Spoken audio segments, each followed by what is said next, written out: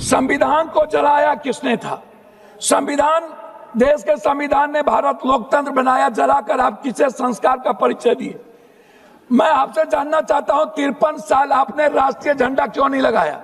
कमियों को ढकने के लिए, आप छुपाने के लिए, जो ये 150 साल के बाद जो पूरी दुनिया जिसका सम्मान करती है, पूरा राष्ट्र जिस सच्चाई के रास्ते चलता है, आप जिनको, आप एक बात बताइए, आजादी के वक्त आप कहां थे? नेहरू जी 10 साल जेल में रहे, मिट्टी पर रहे।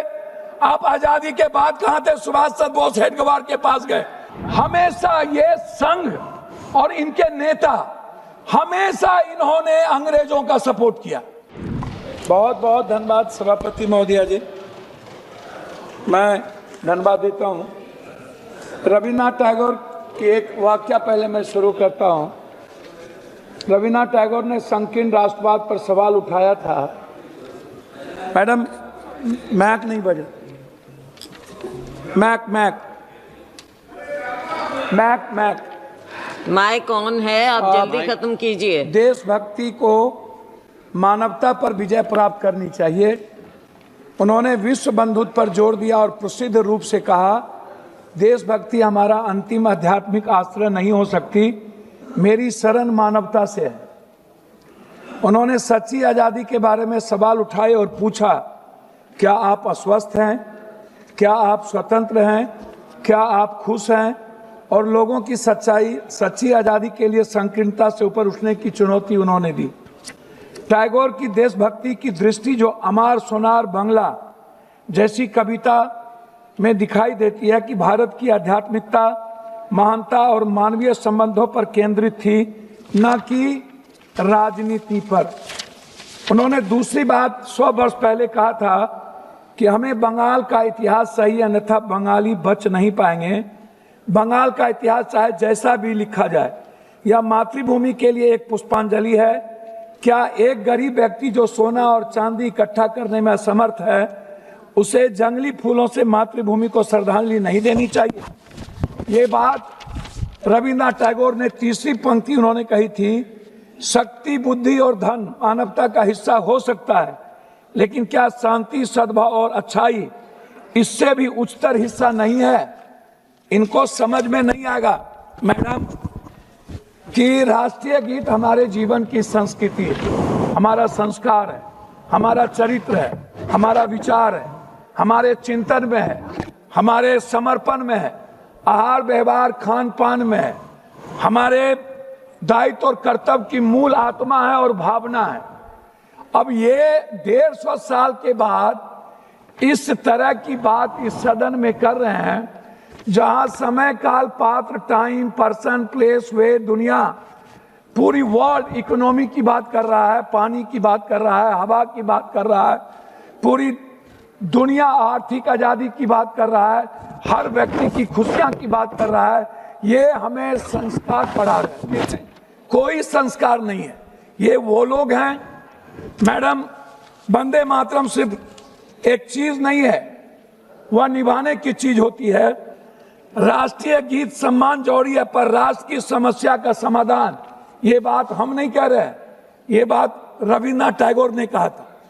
साहस, बलिदान और राष्ट्रभक्ति का प्रतीक, राष्ट्रवाद से ज्यादा मानवतावाद, नव मानवतावाद, नैतिकतावाद, मूल्यवाद एवं रोटीवाद का महत्वपूर्ण परिभाषा है। देशभक्ति भूखे से और भूखे पेट नहीं चलती है, इसीलिए उन्होंने कहा था कि वंदे मातरम सिर्फ गीत नहीं, मूल्यों का प्रतीक है। उन्होंने साफ शब्दों में एक बात कही थी कि कुछ लोग कभी आएंगे, शेर का खाल पहनेंगे और उसके शक्ल में शेर बन करके भारत की मूल आत्मा पर, मैडम बोलने तो दीजिए, की बात करेंगे। मैडम, मैं कुछ चीज नहीं कहना चाहता, और की बात कहे वो थोड़ा सा समय दीजिए। संविधान को जलाया किसने था? संविधान, देश के संविधान ने भारत लोकतंत्र बनाया, जलाकर आप किसे संस्कार का परिचय दिए? मैं आपसे जानना चाहता हूं, 53 साल आपने राष्ट्रीय झंडा क्यों नहीं लगाया? मैं आपसे जानना चाहता हूं कि आपके संस्था में, संगठन में और आपके संघ में कभी वंदे मातरम की संगीत और गीत क्यों नहीं हुई? कभी उसका सम्मान क्यों नहीं हुआ?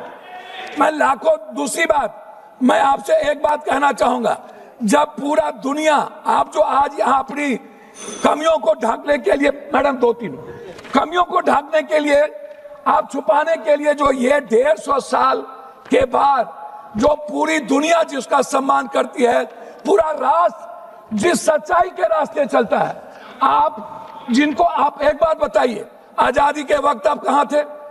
नेहरू जी 10 साल जेल में रहे, मिट्टी पर रहे।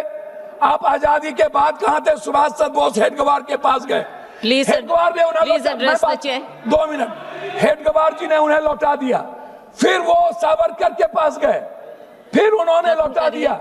हमेशा हमेशा ये संघ और इनके नेता, हमेशा इन्होंने अंग्रेजों का सपोर्ट किया, हमेशा ब्रिटिश हुकूमत के साथ रहे इन्होंने। मैं आपसे पूछना चाहता हूं, कौन सी सोच तिरंगे नारे और राष्ट्रगान से बड़ा बन गई आपके लिए?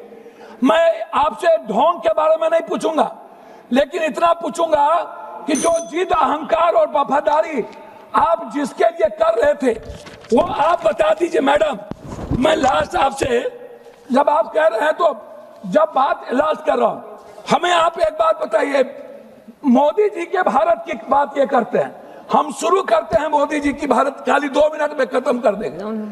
हम शुरू करते हैं मैडम मोदी जी की भारत सिर्फ 2 करोड़ नौकरी से।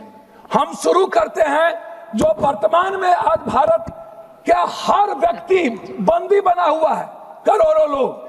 इंडिगो को आप देख लीजिए, पूरा भारत गुलाम बन चुका है मैडम। दूसरी चीज, मैं शुरू करता हूं आपको स्विस बैंक के पैसे से।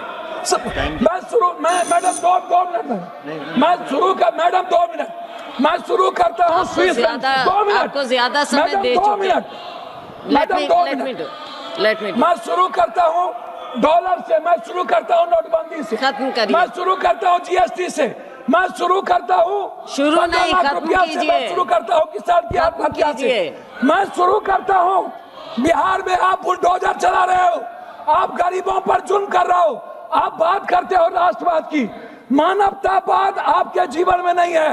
आप इकोनॉमी की बात नहीं करते हो, आप एजुकेशन की बात नहीं करते हो, आप वाटर की बात नहीं करते हो, आप प्रदूषण की बात नहीं करते हो, आप रुपया की बात नहीं करते हो, आप शेयर मार्केट की बात नहीं करते हो, आप स्किल की बात नहीं करते हो, आप स्टार्टअप की बात नहीं करते हो, राजेश रंजन जी, आप बंद कर दीजिए। आप बात करते हो कब्रिस्तान, ईद, बकरीद, आप बात करते हो नफरत की, आप नफरत पैदा करते हो।